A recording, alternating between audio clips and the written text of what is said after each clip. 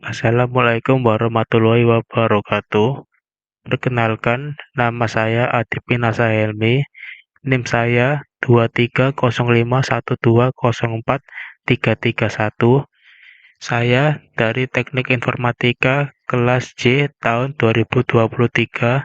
Pada video ini akan membahas tentang multiple feedback queue.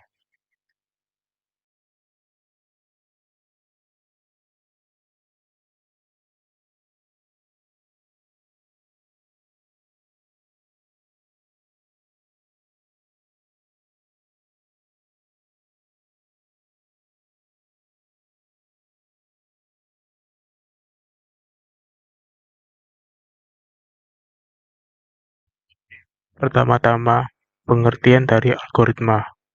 Algoritma merupakan sekumpulan instruksi yang dituliskan secara sistematis untuk menyelesaikan masalah logika dan matematika.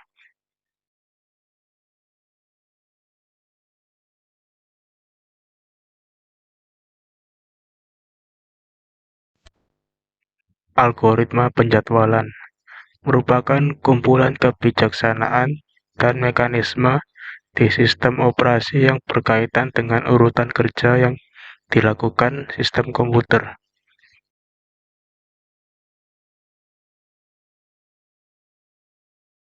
Algoritma penjadwalan memiliki tugas-tugas sebagai berikut. Yang pertama, memutuskan proses yang sedang berjalan. Kedua, memutuskan kapan proses akan berjalan. Yang ketiga, memutuskan berapa lama proses akan berjalan.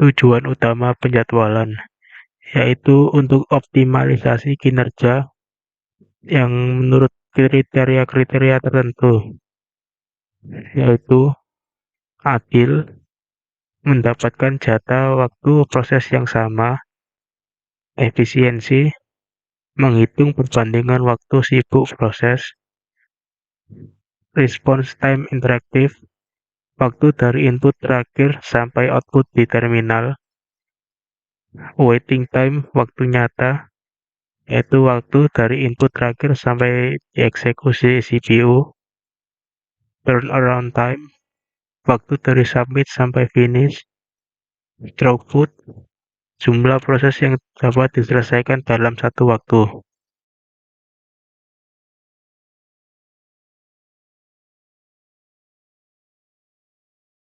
Strategi penjadwalan dibagi menjadi dua macam, yaitu preemptif dan non-preemptif.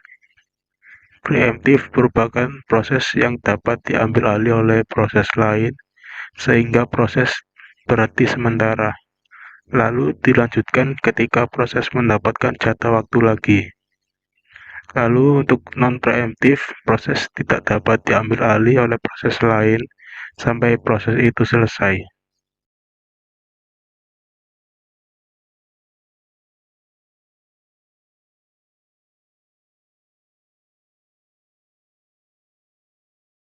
Beginilah gambaran strategi penjadwalan. Pada preemptif dapat terlihat proses memiliki jatah waktu yang sama. Sedangkan pada non-preemptif, jatah waktu berbeda-beda tergantung seberapa lama proses akan berjalan. Berikut adalah contoh-contoh strategi penjadwalan.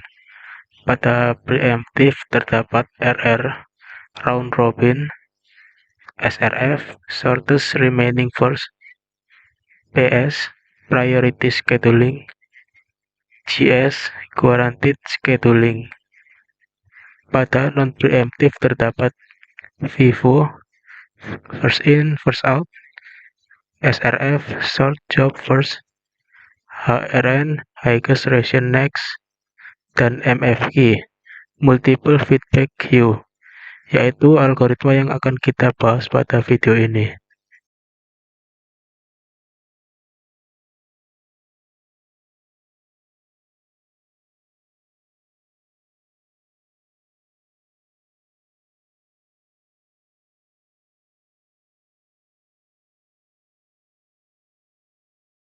MFQ atau Multiple Feedback Queue ini diperkenalkan pertama kali oleh Fernando J. Corbato di tahun 1962.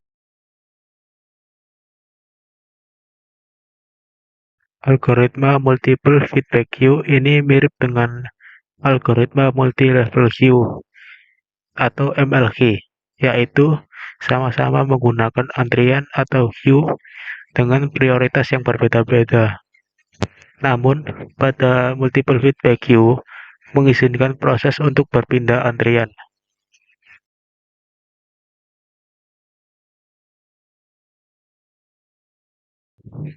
Perpindahan antrian pada multiple feedback queue dilakukan jika suatu proses menggunakan CPU terlalu lama, maka akan dipindahkan ke antrian yang lebih rendah.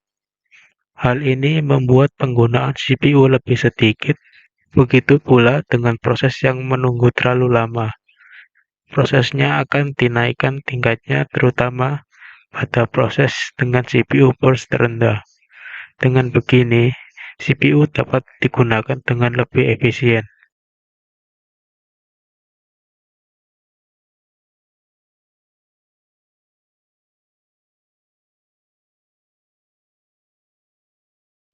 Berikut adalah contoh kasus bagaimana antrian pada multiple feedback queue berpindah prioritas.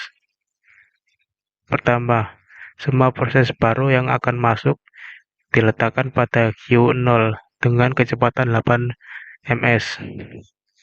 2. Jika proses tidak selesai dalam 8 ms, maka proses akan dihentikan dan dipindah pada queue 1 yang memiliki kecepatan 16 ms. Yang ketiga, queue 1 akan dikerjakan jika tidak ada proses di queue 0, dan apabila proses pada queue 1 tidak selesai dalam 16 ms, maka akan dipindahkan ke queue 2 dengan kecepatan 24 ms. Yang keempat, queue 2 akan dikerjakan setelah queue 1 dan 0 kosong.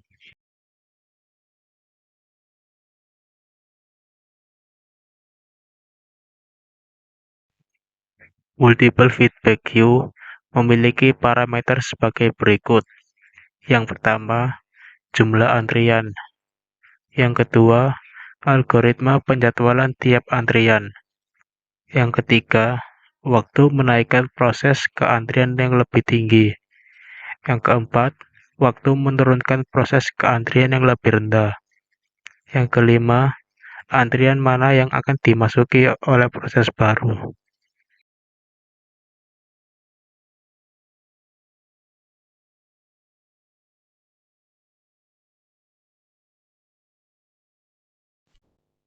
Contoh perhitungan multiple feedback queue. Berikut ini kita mempunyai 3 proses. Pada proses 1, burst time-nya 14, waktu kedatangan 0, dan prioritas 3. Pada proses 2, burst time 10, waktu kedatangan 1, dan prioritas 2. Pada proses 3, burst time 5, waktu kedatangan 2, dan prioritas 1. Dan yang di bawah hijau-hijau ini merupakan Gantt yang menunjukkan P1 14 dan P2 24 dan P3 29.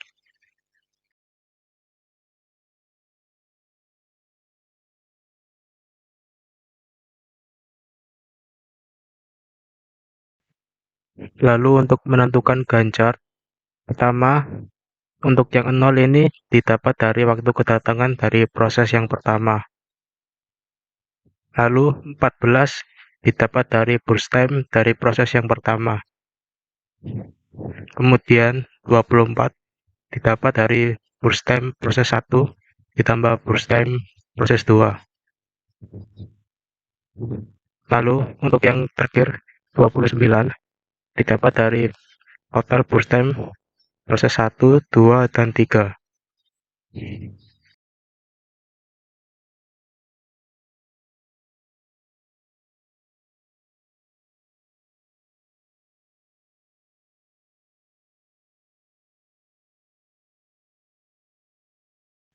Untuk menghitung waiting time, dapat menggunakan metode preemptive. P1 sama dengan 0 didapat dari waktu kedatangan proses 1. P2 sama dengan 13 didapat dari gancar P1 dikurangi waktu kedatangan proses 2. P3 sama dengan 22 didapat dari gancar P2 dikurangi waktu kedatangan proses 3. Untuk average, dapat dari total P1, P2, dan P3 dibagi 3. Hasilnya sama dengan 11,66.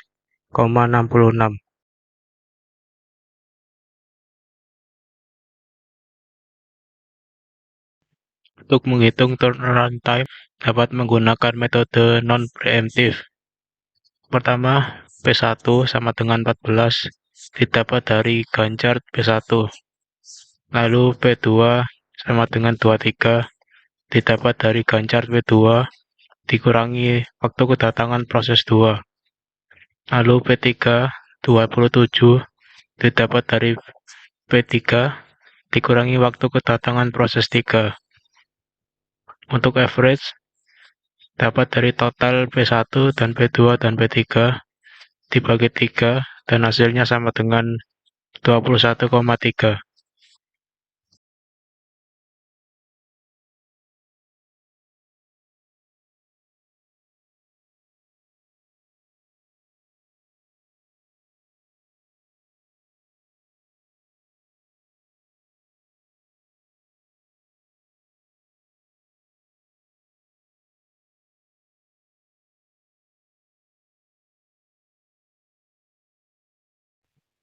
Contoh penerapan multiple feedback queue pada kehidupan sehari-hari. Contoh pertama, pada saat setoran hafalan terdapat 3 siswa, misalnya siswa A, B, dan C. Siswa C ingin maju dahulu karena siswa C merasa hafal. 5 detik kemudian, siswa B mengantri untuk menyetorkan hafalan. 1 menit kemudian, siswa A ikut mengantri untuk menyetorkan hafalan. Siswa C ternyata masih kurang hafal, jadi siswa C dipersilakan untuk menghafalkan kembali, yang berarti lanjut ke siswa B. Ternyata siswa B sudah hafal dengan lancar, maka siswa B lulus, dan siswa C kembali mengantri, namun siswa C harus menunggu siswa A selesai hafalan. Siswa A sudah hafal dan lulus, dan kemudian saatnya siswa C hafalan, dan akhirnya siswa C hafal, dan ketiga siswa tersebut lulus.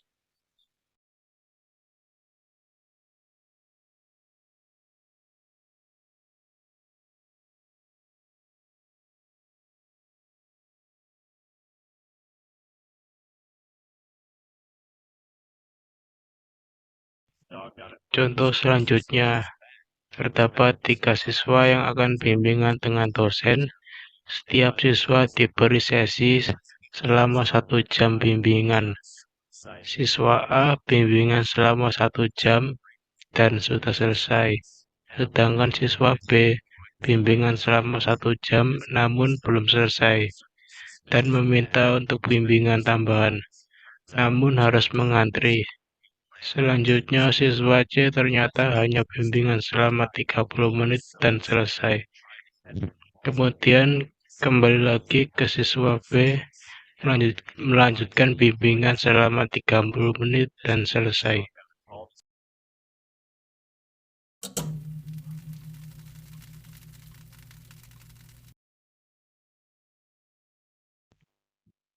Jadi kesimpulannya, algoritma multiple feedback queue merupakan algoritma penjadwalan dinamis yang baik dalam manajemen antrian dan mengoptimalkan proses-proses yang memiliki prioritas dengan cara menaikkan atau menurunkan tingkatan prioritas.